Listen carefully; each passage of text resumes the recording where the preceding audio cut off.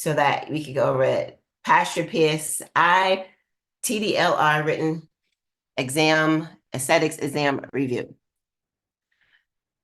This is what the candidate bulletin or information bulletin is what it's called. It said effective September 2023, the licensing regulations question on the examination will be referenced to chapter 83. The barber exam rules book, which because they changed some things around, but don't worry, you have access to this. But this is some numbers. Those of you that are not in Texas, we have a special number for you to call to get you scheduled. Please make note. If you're taking your written, no matter how, it doesn't matter. If you're taking your written or your whatever, you should call them. At the end, I personally walk you through your process of setting up your PSI account. You will need your permit number. And I strongly suggest you call them instead of trying to make it online. Lately, it's like 1 in 10 that are able to create their profile and schedule their exam online. It's just better to pick up the phone and call them. Those of you that are out of the States, when it's time for your practical, we have a special number for you to call to make sure you can schedule your practical. So this candidate bulletin, we have a link for that, which should also be in your course. But just in case, at the end, I do want to explain to you, at the end of the book, they have what's called special accommodations for those of you that are not in the state of Texas. Texas was doing the practical exam virtually before COVID. The reason being is when you pull up this candidate packet, that they don't have enough testing sites in Texas to where people can get to. Texas is huge. So some places are 8-hour drives to get there. So they've been doing it virtually for I don't know how long. It's just a matter of going between PSI and TDLR, but it happens. So just so you know that, no worries. But I strongly suggest that you call whenever you're setting it up. These are the books of reference. So we don't have the pivot point, but that's fine because it's basically made off of the aesthetics book. But the foundation book is really where you only get your infection control chapter from, and then the TAC and TOC from your Texas Barber's laws and regulations. Everyone should have gotten that book. If you haven't, just send me an email. I'm pretty sure I can either mail it out or they might have an online version of it for you as well. On the exam, this is the exam outline. 11 questions are licensing and regulations, which is 15% of your exam. 19 are infection control, which is 25% of your exam. Skincare is 15%, which is 11 questions. 19 questions for facial treatments, 25%. 11 questions for hair removal, which is 15%. 4 questions for facial massage, which is 5%. And 4 questions for facial makeup, which is 5%. So as we're going through this, I'm going to ask some of you to open up your books to find them in your book, although I have it, just so you can help read some of the information that is in there so you become more familiar. We're going to start with licensing and regulations. All of this stuff that is in red pertains to you. If you notice some of the stuff that is in black, hair cutting, manicuring, eyelash extension, hair weaving, that does not pertain to you when it comes to this. Licensing and regulation is also part of your infection control. So it's going to be important that you understand the health and safety definitions, approved disinfectants, general requirements, aesthetic services, temporary hair removal services, blood and body fluids, prohibited products or practices, FDA standards, and establishments.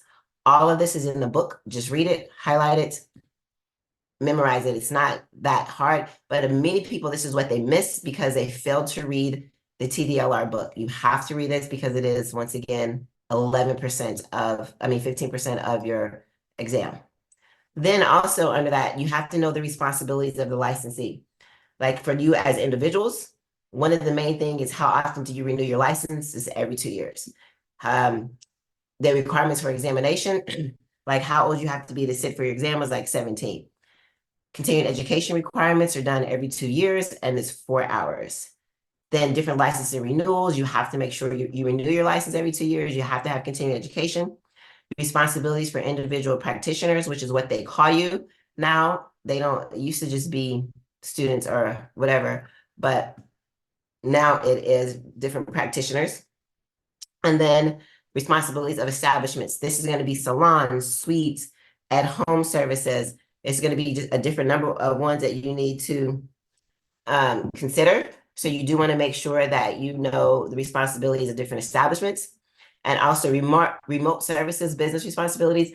And a lot of this is just read it. It's pretty much like if you have a mobile business that is inside of a car, not actually going into someone's home, but just read it so you have an idea of what it is and know it. They try to be a little tricky with these questions, but it's pretty much the ideal situation. It's not maybe if this happens, it's just like an ideal situation. All right, so this is where we need to get our books out. So you need to have your infection under infection control is Foundation Chapter 5 and the Malady Aesthetics Chapter 5 and page 200. So what I want you to do is someone tell me, when we're talking about cleaning and disinfecting, safety protocols, and skin analysis, what are some of the implements, equipment, and the work, well, first of all, implements and equipment of an esthetician. I don't have you guys showing up here, so feel free to just chime in. What are some implements, equipment of estheticians? And some of them are single use, and some of them are multi-use. Well, I'm not going to tell you because you should know this. But equipment also, when we say implements, it's like any equipment that you may use. But what is some single use or implements and equipment that estheticians use? 4x4s, spoolies, wax sticks, steamers. And the 4x4s, the spoolies, and the wax sticks, are they single use or multi-use? single use. Single use, yes. You said the steamer is definitely an equipment. What else is another piece of equipment? Towel warmer. Towel warmer. Your bed. Your table. They call it a table. The reason why they call it a table, so that way we don't want people to think they're laying in a bed when they're coming there. So it is, I think it's called like a work table or something like that, but it is called a table. But definitely your table. Your woods lamp. Think of like the basic, not when you're thinking of advanced, just think of the basic equipment that you have. Now, when you're thinking about the work environment, who knows, what are the 3 levels of decontamination? Anyone? Sanitize, disinfect, and The highest one. What's the highest one? the highest one when you stick it in the UV. It's called Okay. sterilization. Sterilization. Thank you. Yeah, Thank you. so you're welcome. Sanitizing and cleaning are the first step. Cleaning just really does surface. I'm sorry, sanitation just really does surface level. So it's cleaning, disinfecting, and then sterilization. So there's a disinfecting that has like a contact time to clean it off. And that's when we use certified EPA type of cleaning, disinfecting equipment or spray. And then of course, your sterilization is when you put it into like an autoclave, which is the highest form of sterilization. There are some UVs that are not accepted. There are some UVs that are accepted. It just depends. But sterilization in an autoclave is going to be your highest form of in the levels of decontamination. Also, you want to make sure that only metal implements go in there. So like your comedones, what are some other implements that you could put inside of your autoclave if you have it? It's all metal implements though. Extraction tools. Extraction tools. Tweezers. Anything that's metal. Perfect. All right, so then we have our exposure, our safety procedures, exposure incidents. This is definitely going to be a part of on the practical as well, but your exposure incidents is when somebody is exposed to any kind of cut, then there's going to be steps that you need to go through. But then someone explained to me, what is a patch test and why is that a safety procedure? Somebody else besides Patch. Oh, besides me or no? Well, you answered one already, but I'm going to be asking some other one. Well, I know some of you been in here longer, so that's okay. But yes. It's when you check like the forehead or like the inner arm to see if they're allergic to something.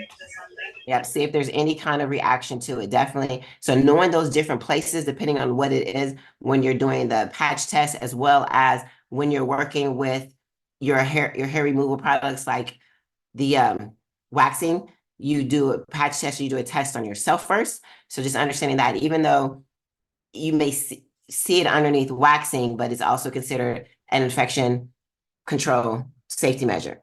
And then under skin analysis, it talks about diseases and disorders.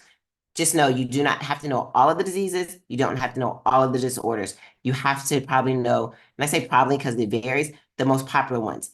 Acne, rosacea. What are some other popular diseases and disorders that you know of when we're talking with as skincare clients? Eczema. Eczema, yes. Like dermatitis or Dermatitis, yeah, or psoriasis even. psoriasis, yes. Those are definitely common ones that you would see on people that have every day. None of the stuff that you'll probably be seeing like on social media, the crazy, I forgot what it's called, but when they have all the extreme acne and like that is not something that they're going to talk about on the exam. They keep it pretty basic. So next one, skincare is in the Aesthetics chapter 2 and 5. Physiology is a study of the functions and activities performed by the body's structures, including physical and chemical processes. Skin analysis, skin types, and skin conditions. One of the physical processes of skin is sweat. And what does sweat, like the acronym is for sweat, for what the body does. Like one of the processes, the physical processes of when the body sweat, like what is what is that process called, or what is that process that they go through, like for your skin? Can you rephrase the question? I kind of misunderstood it a little bit. That's okay. I probably confused you because I confused myself. So I think I can't remember what it is honestly right now, but when the process your body goes through in order to cool itself off, and there's chemical process. So physiology, the different functions of the body and structures, including physical and chemical processes. So let me see if I could find So it. like perspiration, like Yes. okay. So yes, the Like to six primary regulate functions the of the body. skin. That's what I'm talking about. The 6 primary functions of the skin. So sensation, protection, heat regulation, excretion, secretion, absorption. Knowing those, like that's a process is like one of the processes of the skin, the functions of the skin that you do want to make sure that you know those. And that is the 6 primary functions of the skin. And then the chemical processes, I'm actually gonna have to come back to that one to explain come chapter 2 and chapter 5. We will look at that as well. Then as far as skin analysis, what are the different skin types? Dry and oily skin. Dry and oily? Combination and normal. Combination and normal. Then there's mature skin, or they call it aging skin. And then we already discussed different skin conditions when we were talking about the different types of diseases and disorders they could have. And also thinking of when I say the chemical processes, now remember, it's like thinking about when they go outside and the free radicals and what the world does to them, the different chemicals around the world could do to in the atmosphere can do to your skin as well, when you're thinking about those. Facial treatments, pretty simple. Cleaning, extractions, exfoliation, mask, and moisturizers, knowing the steps of a basic facial, the way the book tells you to do it. The same thing that you'll see on your practical, but just the basic steps based on how the book has it done, not based on how you may have learned or how you do it in the real world, but how the book tells you that it's done, because of course the test is over the book. Facial massaging, understanding the process of it, the definition of effleurage, pressurized, tapotement, friction, and vibration. So knowing which ones those are and how they come about within the process of the routine of a facial massage. And then skincare products. This is going to be not just the products, but also the equipment that you talked about, the brush, galvanic, high frequency, steam, vacuum, woods lamp, understanding how these products work, where do they come in, when are they used, and some contraindications on those products of when to use them and when not to definitely use them and how to use them. So making sure that you understand these different skincare products and equipment. Hair removal. Contraindications are huge on hair removal. Like I said, I honestly looked at this right before I took the exam, and I did not understand contraindication. I don't know, but there are a lot of contraindications when it comes to hair removal on the exam, because they ask you about the different methods of it, knowing who can get waxing or hair removal services based on like if they're pregnant, if they're nursing, like which ones are good for which kind of hair, which way to lay it, which way to pull it off. If you're using hard wax, soft wax, sugaring, threading, shaving, electrolysis, all of this is definitely going to make sure you understand hair removal when it comes to your exam. And then makeup is like 4 questions. It's not a lot. They may ask you about, when they ask about artificial lashes, they're asking about the strips, not the individuals. Color theory, definitely there will be questions on color theory. Eyebrow shaping. So when you get in that chapter, if you've already been in the chapter, looking at the different eyes and how to shape the eyebrows based on the eyes, and then products, supplies, and tools. They're not going to ask you specifically kind of brushes, but definitely the brushes that and tools that you use as a makeup, someone who does makeup and aesthetics. And of course, that's chapter 11. It is a pretty long chapter, but definitely just go in and look at this individual information that would be on there. And then just some study tips. Make sure you pick a place and a time.